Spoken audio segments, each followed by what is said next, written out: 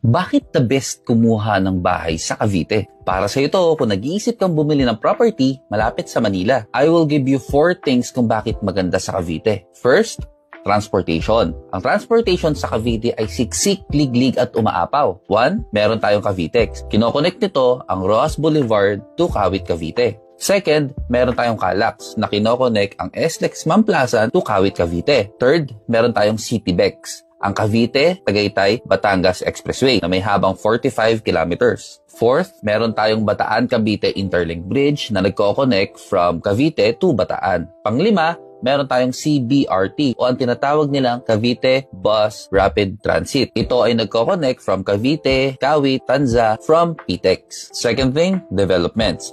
Marami tayong shopping malls at CBDs or Central Business Districts dito sa Cavite. Ang example dyan ay ang Maple Grove, Estanza, Evo City na pwedeng magbigay sa atin ng job opportunities at lugar na mapapasyalan. Third, climate and pollution. Dito sa Cavite, meron tayong 2 to 30 meters above sea level. Malamig din ang klima dito dahil malapit tayo sa Tagaytay. Fourth, ang pending development ng Cavite. Meron tayong undergoing negotiations ng SPIA or ang Sangley Point International Airport. Kung ako ang tatanungin nyo, wala nang iba kundi Cavite.